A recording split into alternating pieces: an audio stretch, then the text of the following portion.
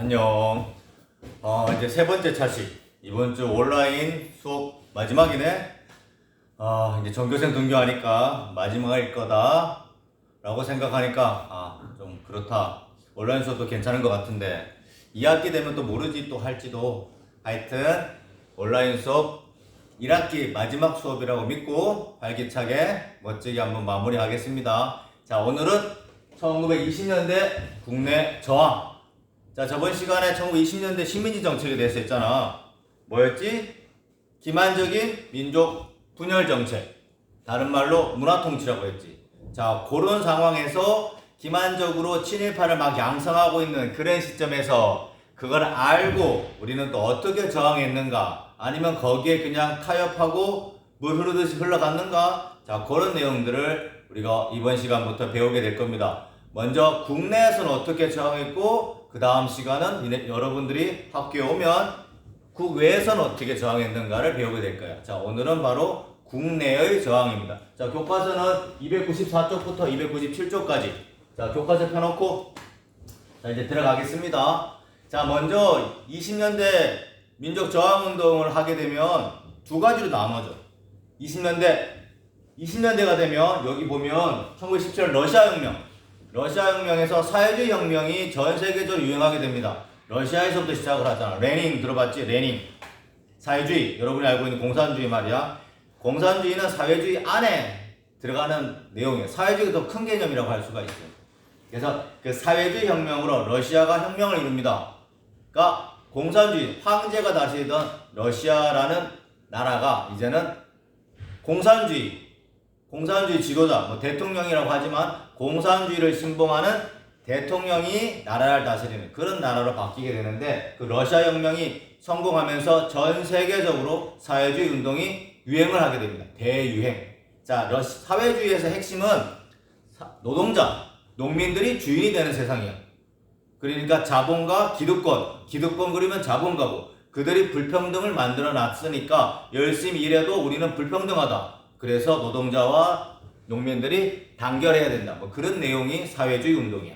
그래서 그 사회주의 운동이 전 세계적으로 퍼지는데 그게 바로 우리 한반도에도 들어오게 되지. 자, 그러면서 힘없고 약소국이고 나라를 빼앗긴 식민지인들한테도 사회주의가 독립운동이랑 싹 연결되면서 많은 민족주의자들이 사회주의 신봉을 하게 됩니다. 자, 그러면서 두 개의 이념으로 바뀌게 되는 거죠. 이때부터야 우리가 반탁찬탁할 때 이념 분쟁이 심각하다고 그랬잖아. 그리고 지금 북한과 남한으로 나눠진 것도 그렇잖아. 자, 그 시점이 아마 이때부터다라고 얘기하면 돼. 뭐냐, 어떻게? 민족주의랑 사회주의로 나눠지게 됩니다. 자, 민족주의는 그래도 우리는 사회주의가 암만 새롭고 좋은 사상이지만 그래도 민족주의, 우리 민족이 최고다. 사회, 노동자, 농민보다는 우리 한민족이 최고다라고 얘기하는 민족주의. 아니다. 민족보다는 불평등을 당하고 있는 노동자, 농민들이 주인이 되는 세상을 만드는 게 진정한 사회를 만드는 거다라고 얘기하는 사회주의. 이렇게 두 개로 독립운동 계열이 나누어져. 그리고 그들도 독립운동하는 양상도 그게 그 이념에 따라서 달라지게 되는 거야. 자, 그거 하나하나 한번 볼게. 먼저 민족주의는 실력 양성 운동이라고 하는 그런 운동을 펼칩니다. 우리가 나라를 빼앗기 전에 일본한테 나라를 빼앗기면 안 되니까 힘을 모으자. 교육과 산업에 투자하자라고 얘기했던 운동이 있지. 바로 애국개몽운동.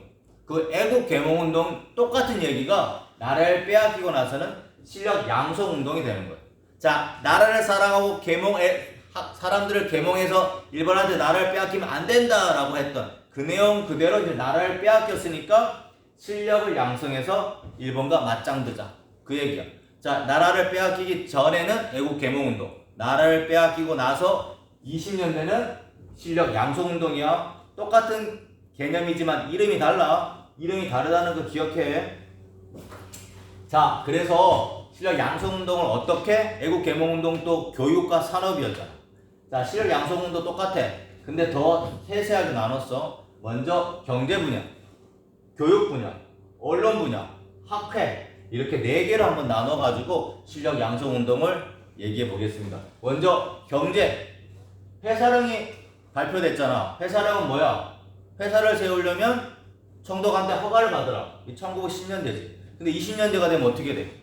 신고만 하면 된다. 아무나 와서 회사를 만들면 된다 그랬잖아. 왜? 일본 본토에서 공업화, 자본주의가 엄청나게 고공행진한다 그랬잖아. 자, 그래서 신고제로 바꿔놨어. 신고제로 바꾸나니까 일본 본토에서 수많은 기업들이 오지만 한반도에서도 나름대로 돈 많은 자본가들이 있었을 거 아니야. 뭐 친일을 했건 아니면 예전부터 진짜 돈이 많았던 양반집 부자들만 조선 후기 때부터 조상 대대로 부자였던 사람도 있을 거 아니야. 자, 그들 중에 대표적인 조선인 한민족 자본가 2명이 있었는데 그 사람 2명 알고 가자. 먼저 농업 분야에서는 경성방직, 그 다음에 공장 산업 분야에서는 평양 메리아스라는 회사가 한반도에서는 제일 큰 회사였어. 이들이 어마어마하게 지금에 보면 삼성과 현대라고 할 수 있지. 그 중에 경성방직의 주인이 누군지 알아?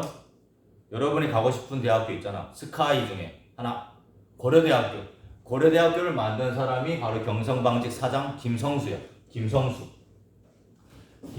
여기다 한개 적어볼까? 김성수. 그냥 알아도 이름까지 뭐 알면 뭐 참고가 될 거고. 김성수가 경성방직 사장이야. 자, 이 사람은 또 뭐? 동아일보도 만들었어. 그리고 해방되고 나서는 한국민주당을 만든 사람이 김성수야. 오, 대단하지.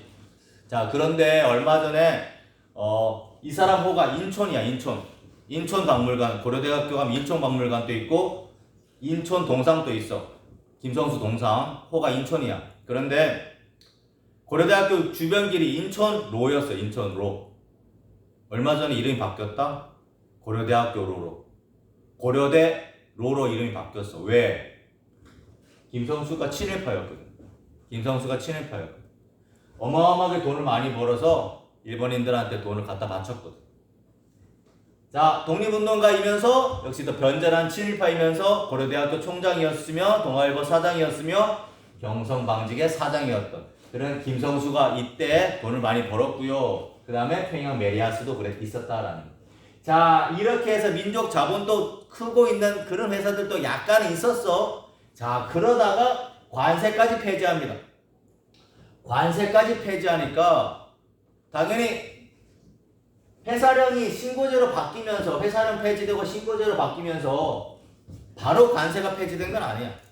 자, 그러면서 우리나라의 민족 자본도 회사를 막 세우고 그러니까 일본에서는 완벽하게 우리 한반도 경제를 무너뜨리려고 했는데 경성방직 평양 메리아스 같은 한민족 공장들 잘 되네? 이러면 안 되겠다. 그래서 일본에서 들어오는 수입품한테 매기던 세금, 관세를 폐지해버리네?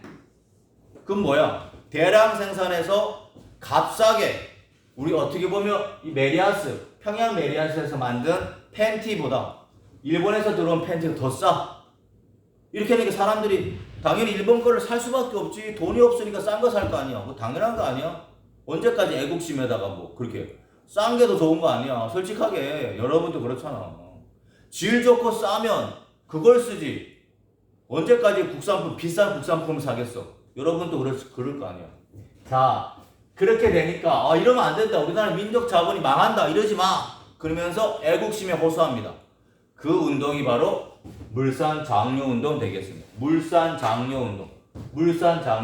자, 물산장려운동은 쉽게 얘기하면 국산품 애용운동이야. 국산품 쓰자. 이러면 우리가 일본한테 국산품 써. 조금 비싸더라도 국산품 쓰자라고 얘기합니다. 그래서 어느 정도 호응을 해. 자, 조만식 선생이 이상재 선생과 함께 평양에서 이 지역 문제로 잘 나와. 지역 알아도 평양에서 물산장려운동을 펼칩니다. 그런데 그 가격이 점점 올라가는 거야. 너도 나도 제일 처음에 애국심에 호소하니까 사람들이 산단 말이지. 그러니까 막 사니까 물량이 모자라니까 값이 올라가는 거야. 국산품이 엄청나게 비싸. 일본 거보다 약간 비싸면 그래도 살만한데 가격이 2배 이상 치솟으니까 국산품을 살 수가 없는 거야. 조선인들이. 그래서 어쩔 수 없이 수입품을 사려고 하는 거지. 자, 그런데 계속 물산장려운동을 계속 강요하니까 이 사회주의자들이 비판합니다. 야, 돈이 있어야지 국산품을 사용하지. 말이 되니? 니 같으면 사겠어? 돈이 없는데 어떻게 국산품을 사? 그러면서 사회주의자들이 물산장려운동을 비판하면서 이 물산장려운동은 흐지부지하게 됩니다. 흐지부지하게 됩니다. 당연한 거 아니야. 암만 국산품을 사용하라고 얘기하지만 비싼데, 값비싼데 어떻게 국산품을 애용하겠어? 자, 그래서 사회주의자들한테 비판을 받으면서 이 물산장려운동도 실패를 하게 되고요. 하지만 이런 운동을 했다는 게 중요하다, 그렇지? 그 다음에 교육. 교육에서는 2차 교육령이 펼쳐집니다. 자, 20년대는 무슨 통치? 문화 통치야. 니네들도 교육 일본인과 똑같이 해줄게. 그게 바로 2차 교육령. 지난 시간 했던 내용이에요. 자, 그래서 일본 학제랑 동일하게 6년제 합니다. 6년제. 6년제. 빨간 걸로 쓸까? 6년제. 자, 6년제. 일본이랑 똑같이 6년제 학기제로 동일하게 합니다. 자, 여기에 힘을 얻어서, 일본이랑 똑같이 교육을 받을 수 있대. 그럼 우리도 우리 스스로 대학을 만들어 볼까? 그렇게 해서 밀립대학. 백성이 세운 대학. 밀립대학 설립운동을 만듭니다. 밀립대학 설립운동을 합니다. 자, 어떤 구호로? 자, 구호가 중요해. 한민족이 1천만이 한 사람이 이런 식. 이런 구호를 내걸고 모금운동을 합니다. 자, 요 내용 좀 어렵네. 요 구호가 중요하기 때문에 구호 한번 적어볼게. 자, 구호. 자, 구호가 뭐냐 하면 한민족이 1천만이 한 사람이 얼마? 이런 식. 한민족 1천만이 한 사람 이런 식 모금을 해서 우리 스스로 대학을 만들자. 이렇게 구호를 내걸고 운동을 합니다. 자, 요 구호 보여주고 이거 무슨 운동이니? 몇 년도에 일어났니? 이렇게 문제 많이 물어. 기억해줘. 이 구호. 한민족이 1천만이 한 사람 이런 식. 자, 요런 구호로서 밀립대학 설립운동을 펼치는데 누가? 이상재요. 또 나온다. 여기도 이상재. 이상재라는 사람이 실력 양성운동에서 중추적인 역할을 해. 이름 기억해두면 고맙겠고, 서울을 중심으로 모금운동해. 그런데 모금운동이 잘 되네? 안 되겠다. 이 새끼들 이 운동을 싹을 잘라 버려야 되겠다. 그래서 니네들 위해서 우리가 대학을 만들어 줄게. 니네들도 들어와 이래야 되는 거야. 무슨 대학? 바로 경성제국대학을 만듭니다. 경성제국대학을 만들어버려. 이게 지금의 서울대학교야. 경성제국대학을 만들어서 한국인도 들어와 입학 허용해줄게. 그러면서 밀립대학 설립운동도 흐지부지 되게 됩니다. 그런데 알고 보니까 경성대학이 만들어졌으니까 조선에도 가면 되겠다. 그런데 뭐야? 입학 조건이 엄청나게 까다로워. 돈 많고 그다음 뭐야? 기득권의 자제들, 즉 친일파 자제들 몇 명만이 입학이 허용되는 거예요. 자, 그러면서 일본의 갖은 방해와 경성제대가 설립되면서 결국 밀립대학 설립운동도 실패로 끝납니다. 자, 물산장려운동도 실패, 밀립대학 설립운동도 실패. 기만적이라고 했잖아. 문화통치지만 그들이 가진 방법으로 이들을 해방시킵니다. 방해합니다. 해방이 아니라 방해합니다. 미안. 방해를 하겠지. 가만 냅두겠어. 그래서 기만적이다. 민족 분열 통치다라는 말을 하게 되는 거예요. 자, 그 다음에 세 번째. 문명 퇴치 운동입니다. 문맹 퇴치 운동. 문맹이 뭐야? 글을 읽느냐 못 읽느냐. 그걸 문맹이라고 하지. 문맹 퇴치 운동. 글을 못 읽는다라는 거지. 글을 알아야만 일본에 저항하고 모르는 거 알아야만 따지고 이러는 거 아니야. 모르니까 당하는 거 아니야. 이렇게 생각하는 거지. 그래서 이 문명 퇴치 운동은 신문사에서 먼저 합니다. 신문사에서. 자, 우리 신문사 1920년대 한글신문 문화통치로서 조선일보랑 동아일보가 만들어진다 그랬지. 그래서 이 조선일보 조선일보는 문자 보급운동. 자, 그래서 한글을 보급하면서 농촌에까지 가서 바쁘지만 그래도 한글을 알아야만 얘네가 당하지 않는다. 이런 문자 보급운동을 했고요. 동아일보는 20년대부터 꾸준하게 이런 운동을 같이 하다가 31년에 분화로드 운동을 구체적으로 합니다. 분화로드 운동. 분화로드 운동은 러시아어인데 민중 속으로라는 운동이에요. 그러니까 농촌에 깊숙이 들어가가지고 그들을 깨우치는 의식 운동도 같이 하는, 의식도 깨우치고 글자도 배우는, 자, 그런 운동을 펼치는 게 동아인 거예요. 자, 분화로드 운동은 꼭 기억해주고, 이 분화로드 운동을 배경으로 해서 만들어진 아주 유명한 소설이 있는데 중학교 책에 나와 있다고 들었는데 고등학교 문학책에도 있고, 바로 시문의 상록수. 시문의 상록수라는 그 소설 배경이 바로 이 분화로드 운동이야. 수능에도 많이 기출되었어. 그러니까 상록수 한 부분을 보여주고 이거랑 관련된 운동이 뭐니? 동아일보의 분화로드 운동 또는 문맹 퇴치 운동, 이런 식으로. 아니면 시기를 묻기도 하고. 시기가 20년대 국내 저항운동이지만 31년이라는 거, 요것도 문제가 아주 어렵게 나왔는데 그때 31년도 30년대를 찾는 문제였는데 그렇게까지 나오진 않아. 그냥 실력 양성 운동 중에 하나로 분화로드 운동이 있었다라고만 기억하면 돼. 연도를 굳이 민감하게 바라보지는 마라. 그래서 언론사에서 문맹 퇴치 운동을 했고요. 그 다음에 학회도 만들어지는데 대표적인 학회가 어디? 조선어 연구회. 조선어 연구회. 당연히 한글이 있어야만 민족이 사는 거 아니야. 맞지? 여러분이 쓰고 있는 그 한글. 이 조선어 연구회 덕분에 한글이 지금까지 거의 이어져 왔다라고 해도 과언이 아니다. 그치? 이게 바로 그 유명한 조선어학회로 바뀌었고요. 20년대 조선어학회에서는 조선어 연구회에서는 뭘 했느냐 하면 가견안. 이게 지금 한글날이야. 가견안을 제정했고 한글이라는 잡지를 창간합니다. 한글이라는 잡지를 창간하면서 한글 보급 운동에 너무너무나 열심히 했기 때문에 지금의 이 한글이 고이고이 빛나고 있다라고 해도 과언이 아니다.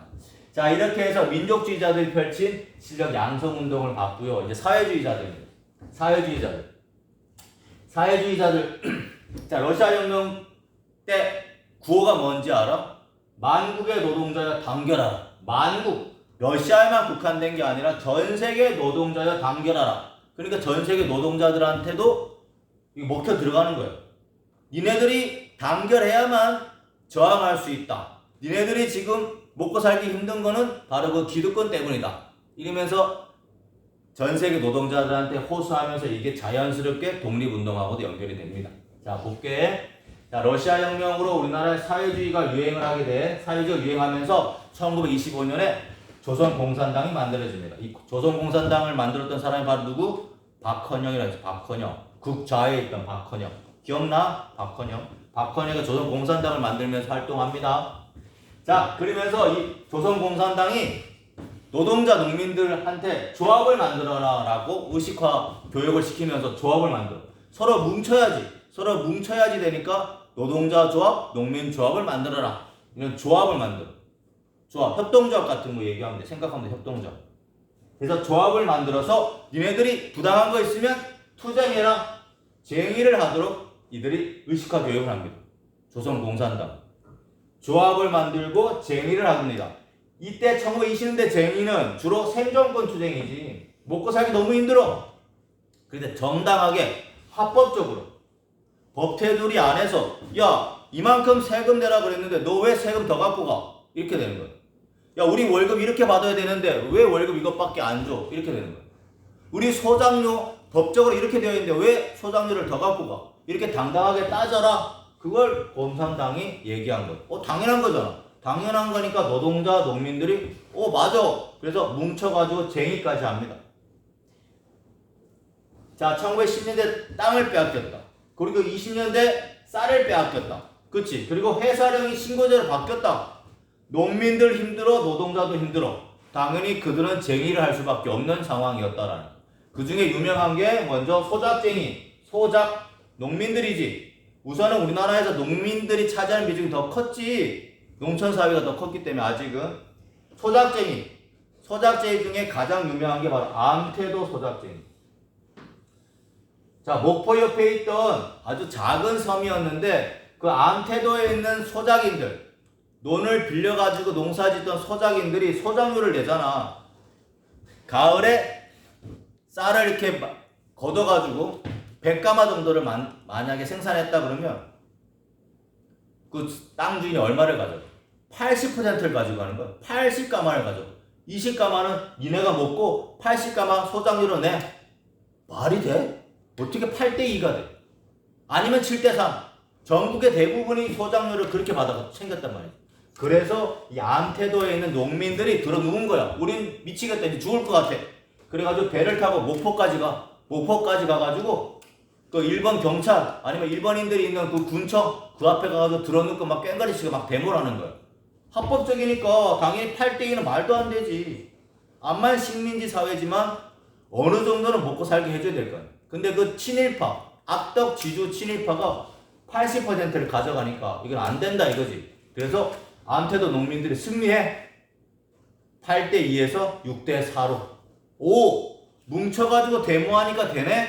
힘을 얻게 되는 거야. 그치? 그게 바로 암태도고, 그 다음에 회사랑이 폐지되면서 신고제가 되었다. 그러면서 일본에 수많은 공장들이 세워집니다. 그런데 그 일본 공장주가, 사장들이 우리 노동자들한테 월급을 제대로 줬겠어? 안 주지. 우리 지금 동남아시아 외국인들한테 월급 한국인의 3분의 2 주잖아. 아니면 반값 주잖아. 그거랑 똑같은 거야. 똑같이 일을 하는데 한국인보다 월급을 적게 받는 노동자들 열받겠지. 똑같은 거야. 근데 이때는 3분의 1 아니면 4분의 1을 조선인들한테 월급으로 준 거야. 말도 안 된다. 참다 못해서 어디에서? 원산에서. 원산. 노동쟁이. 원산에서 총파업을 합니다. 자, 암태도도 20년 되고 원산 총파업도 20년 되다. 29년. 자, 대표적인 쟁이들 기억해줘. 암태도, 그 다음에 원산 총파업. 특히 원산 총파업은 전 세계 노동자들한테 지지를 받아. 그래서 막 선물도 막 보내고, 그리고 편지도 엄청나게 많이 왔다고. 그래서 노동자들, 세계 노동자 총파업의 어떤 역사의 한 획을 그었던 게 원산 총파업이라는 것도 기억을 해줘. 자, 이러면서 20년대가 흘러갑니다. 하지만 30년대가 되면 일본이 전쟁을 치르고 더 악독하게 민족 말살 정책으로 완전 바뀌어버리면서 무단 통치보다 더 심각하게 우리 조선인들을 쥐어짜지. 자, 그러면서 그 내용도 너무너무 힘들게 하니까 뭐야? 생존권 투쟁에서 이제는 항일, 일본에 저항하는 모습으로 바뀝니다. 우리 생존권이 이렇게 힘든 게 뭐야? 바로 일본이 뒤에 있었구나. 친일파 때문이구나. 이게 다 일본 때문이구나. 이러면서 항일, 생존권 투쟁에서 독립투쟁으로 바뀌게 되고요. 자, 그 다음에 방금 얘기했잖아. 민족 말살 정책으로 모든 조직들, 저항하는 조직들을 다 죽여버리고 잡아가니까 대놓고 못하는 거예요. 그래서 어떻게? 비합법화, 몰래 합니다. 몰래. 혁명 지하 투쟁을 하게 됩니다. 혁명, 새로운 것을 뒤집기 위해서 숨어버립니다. 그래서 소작쟁이라든가 노동쟁이들이 숨어서 이렇게 아름아름 해가지고 게릴라전처럼 여기서 한 번 하고 여기서 한 번 하고 이런 식으로 해가지고 비합법화, 혁명 지하화 되면서 항일 투쟁으로 바뀌는 그런 노동운동을 어떻게? 사회주의 기회들이 주도하게 된다. 이게 바로 힐러 양성운동과 쟁의 두 가지 이념으로 나누어진 독립투사들이 이렇게 20년대를 끌고 갑니다. 자, 그런 와중에 20년대는 뭐라 그랬어? 민족 분열 통치라고 했지. 민족 분열 통치라고 했지. 그 중에 민족주의자들이 먼저 일본 괜찮은데? 자, 해사령 민족 자본도 크고 있다. 교육력 6년제 동일하게 한다. 신문도 만들어졌다. 조선어학회도 나름대로 활동할 수 있게 해줘. 괜찮은데? 그리고 경성제대도 소수만 가지만 대학교도 만들어주네. 일본 괜찮은 나라야? 이러면 일본한테 타협하면서 자치 우리 한반도를 자치 정도만 어떻게 얻어낼까? 그 당시 인도처럼 이렇게 생각하는 민족주의자들이 생겨납니다. 자치론을 외치면서 친일파를 변절하는 사람들이 생겨나. 그 대표적인 사람이 지난 시간에 얘기했던 바로 이광수. 이광수가 그 유명한 민족적 경륜이라는 논설문을 발표하면서 야, 일본한테 자치라도 우리가 이끌어내자 이러면서 친일로 변절합니다. 그러면서 이광수를 필두로 수많은 지식인들이 친일파로 변절하게 됩니다. 그게 바로 이때다라는. 자, 이렇게 되니까 민족주의자들 중에 야, 뭐야? 너 일본을 믿니? 절대로 믿으면 안 돼요. 이광수 저거 안 되겠네? 우리는 이광수랑 손잡을 수가 없어. 우리는 끝까지 간다. 우리는 끝까지 일본에 저항한다. 그러면서 비타협적 민족주의자들이 나옵니다.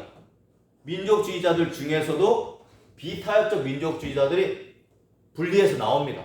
자, 그러면서 그들이 조선민흥회라는 것을 만들면서 야, 우리 사회주의자에서도 무슨 문제가 있는 것 같던데 그들과 손잡을까? 라는 것들을 이들 안에서도 고민하게 됩니다. 자, 사회주의자 지금 방금 고민한다 그랬지. 뭐냐 하면 사회주의가 유행하면서 조선공산당이 만들어지고 독립투사들이 사회주의 혁명을 인식하게 되고 노동자 농민들한테 제의를 하는 이런 모습들이 일본인도 당연히 알겠지. 일본 경찰들이 얼마나 치밀한데 이런 일을 하고 있는 걸 알고 있을 거 아니야. 그 핵심이 조선공산당에 있으니까 이 새끼들 잡아야 되겠다. 사회주의자들 족쳐야겠다. 그러면서 20년대 뭐 만들어졌다 그랬어? 치안유지법 만들었어. 치안유지법. 자, 조선공산당이 1925년 4월 달에 만들어지는데 1925년 5월 달에 치안유지법을 만들어. 왜 만들어? 바로 이 조선공산당 사회주의자들 다 족치기 위해서. 그러니까 대놓고 활동할 공간이 없는 거야. 대놓고 이제 활동할 공간이 없는 거야. 다 잡아줬으니까. 그래서 어떤 합법적 기구, 그 다음에 대놓고 뭔가를 목소리를 낼 수 있는 새로운 조직이 필요하게 된 거야. 새로운 조직. 새로운 합법적인 공간이 필요하게 된 거야. 그래서 이 사회주의자들도 야, 비타협적 민족주의자들이 우리랑 손잡자 그러는데 괜찮지 않아? 이러면서 그들도 선언합니다. 그게 뭐? 정우회 선언입니다. 정우회 선언. 사회주의자들이 정우회 선언을 하고 비타협적 민족주의자들이 조선 민흥회를 만들어서 우리 한번 서로 손잡고 새로운 단체 만들어 볼래? 그래서 만든 게 그 유명한 1920년대 가장 핵심 민족운동의 핵심 바로 신간회를 만들게 됩니다. 신간회. 자, 이 신간회 여러분 뭐랑 헷갈리냐 하면 자, 신간회 뭐랑 헷갈리냐? 이름이 아주 비슷해. 뭐 신민회랑 헷갈리지. 신민회. 자, 이 신민회하고 신간회하고 구분해야 돼. 자, 수능 문제에서 100% 나오는 문제가 뭐냐면 신간회, 신민회 구분할 줄 아느냐. 자, 애국 개몽운동. 자, 나라를 빼앗기기 직전에 애국 개몽운동하고 실력 양성운동이랑 헷갈리면 안 된다 그랬지. 바로 그 애국 개몽운동의 핵심이 신민회다. 실력 양성운동의 핵심은 바로 신간회야. 신간회. 그리고 왜 신간회가 중요해? 좌우 합작. 자, 민족주의랑 사회주의가 손을 잡은 최초의 조직이 신간회라는 거지. 그래서 아주 중요한 거야. 자, 좌우 합작 운동 우리 해방공간에 있었잖아. 그 좌우 합작 운동이 있기 전에 벌써 일제시대 때 신간회라는 좌우 합작 단체가 있었다라는 거. 이거 중요해. 너무너무 중요해. 신간회 왜 중요하다? 다시 한번 적을게. 왜? 이 신간회 왜 중요하다? 자, 우 합작이다 라는 말 기억해. 좌우 합작. 그래서 이 좌우 합작을 목소리 내면서 이들이 요구했던 게 뭐야? 구호가 우리 민족 유일당 하나의 당으로 일본과 저항하자. 민족 유일당 운동을 펼치게 됩니다. 좌우 합작 민족 유일당 운동 신간회다. 좌우 합작 민족 유일당 운동 신간회다. 신간회 기억해줘. 그러니까 신간회가 드디어 만들어집니다. 자, 이들은 합법적입니다. 일본에 신고합니다. 일제한테. 자, 우리 신간회 만들었다. 우리 떳떳하게 법 테두리 안에서 운동을 펼칠 거니까 니네 뭐라 그러지만 우리 합법적으로 할 거야. 자, 합법적으로 합니다. 누가 이끌어? 홍명희. 그 다음에 안재용 나왔다. 그렇지? 안재용. 건준이 만든 사람. 그 안재용. 기억하니? 홍명희, 안재용이 이끕니다. 자, 그리고 전국의 지회까지 만듭니다. 전국의 지회. 나름대로는 어마어마하게 사람들의 지지를 받습니다. 왜? 좌우 합작이니까. 민족이 하나 되니까. 너무나 보기 좋잖아. 자, 그래서 이들이 했던 가장 큰 운동 중에 하나가 광주학생운동. 3.1운동 이후에 가장 큰 저항운동, 전 국민이 합심해서 펼친 운동이 광주학생운동이거든. 1929년에 나중에 자세히 또 할게. 광주학생운동에 진상조사단을 파견합니다. 광주학생운동 진상조사단을 파견합니다. 이거 연결해서 너무너무 잘 나오니까 기억해. 광주학생운동의 진상조사단을 파견한 단체가 어디니? 신간회입니다. 신간. 그리고 이 원산 총파업을 지지합니다. 원산 총파업 지지. 광주학생운동을 어떻게 되었는지 진상조사단을 파견하고 원산 총파업까지 지지하면서 민족의 가장 큰 지지를 받았던 그 단체가 신간회인데 너무나 잘 나갔지. 너무나 잘 나갔는데 너무 잘 나가니까 역시 그 안에서도 분열이 일어나는 거예요. 자, 여기에 지도부가 좌우 합작인데 불구하고 어떻게? 우경화, 민족주의자들이 기득권을 여기서 차지해버려. 신간의 기득권, 지도층들이 다 민족주의자들이 돼버리니까. 비타협적 민족주의자들이 그 짱이 되는 거예요. 그러니까 뭐야, 사회주의자들이 저 새끼들 뭐지? 같이 하기로 해놓고 지네가 다 해먹네? 이래 된 거예요. 자, 그리고 광주학생운동 진상조사단을 조사해가지고 파견해서 조사한 결과를 민중대회에서 하려고 했는데 이게 무산이 돼. 왜? 일제가 방해했겠지. 당연한 거 아니에요? 자, 그 다음에 이 신간회가 마련되게 된 그 계기가 뭐냐 하면, 신간회가 마련되게 된 계기가 전 세계 사회주의 운동의 핵심 지도부가 코미테른이라는 데가 있어. 코미테른이 전 세계 사회주의 운동의 지도부가 코미테른이야. 러시아에 있는데 이 코미테른이 이때 만들어졌거든. 만들어지고 이 신간회 조선민흥회랑 정우회에서 하는 모습을 지지한다 그랬거든. 자, 그리고 또 하나 국공, 중국 내에서 국민당이라는 민족주의자들과 공산당 세력이, 사회주의자 공산당 세력이 합작을 해서 코미테른 국공합작, 중국에서는 국공합작, 러시아에서는 코미테른, 이 두 개의 모습이 나타나면서 소련에서도 우리 지지하고 중국에서도 민족주의자들과 공산주의자들이 손잡고 항일운동하네, 이렇게 된 거예요. 그리고 또 하나 뭐가 있었냐 하면, 요거 잠깐 지울게. 지우면 또 안 되겠다. 여기 플러스 해서 또 하나 뭐가 있었냐 하면, 자, 한국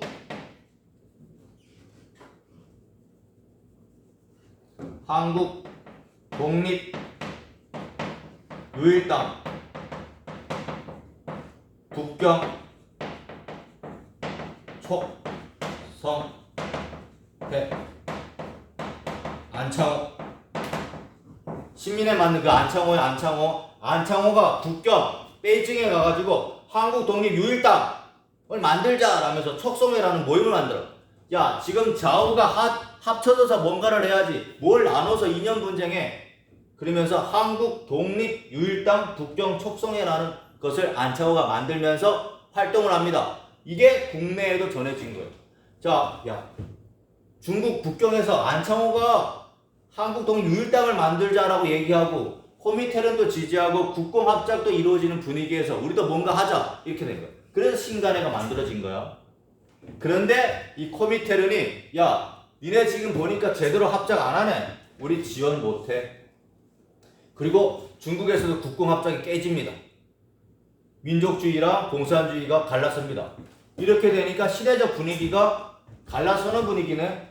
민족주의자들과 사회주의자들이 갈라서는 분위기네. 우리도 나중을 기약하고 지금은 잠시 해체하자. 그래서 신간회가 해소됩니다. 해체랑 해소는 뭐가 다르냐? 교과서에도 있는데 해체는 완전히 끝나는 거예요. 근데 해소는 나중에 다시 만날 것을 기약하는 거예요. 지금 잠시 활동 중지, 이런 얘기. 우리 민족단체 중에 해소라는 말이 나오면 무조건 신간회야. 신간회밖에 없어. 근데 이들이 영원히 다시 못 만나지. 이때 해소된 이후에. 자, 해소는 해체가 아니라 나중에 다시 만나자라는 일시 중지를 의미하는 단어야. 이 해소라는 단어가 나오면 신간회다라는 거 기억해줘. 신간회다. 그래서 이 신간회가 해체되면서 1920년대 국내 저항은 이렇게 마무리가 됩니다. 자, 그러면서 일본이 전쟁을 치르고 민족 말살 정책을 진행하면서 우리를 더 압박하게 되고 우리는 또 다른 저항을 하게 되는 그런 모습이 전개되는 거야. 자, 오늘은 국내 저항을 했고요. 다음 시간에 여러분이 개학하고 나면 국내 저항 또 다른 모습 또 보고 그리고 국외 이제 무장투쟁 국외 무장투쟁에 대해서 자세하게 배우도록 하겠습니다. 자 이제 계약하고 매일매일 볼 수 있겠네. 자, 여러분 안녕. 오늘 완강 다시 부탁드립니다. 사랑합니다. 자 필기 오늘 좀 복잡하다. 잘 정리하고 자 요런 거 복잡한 것들 앞으로 돌려가지고 하나하나 필기 제대로 해. 자 정지하고 필기하기.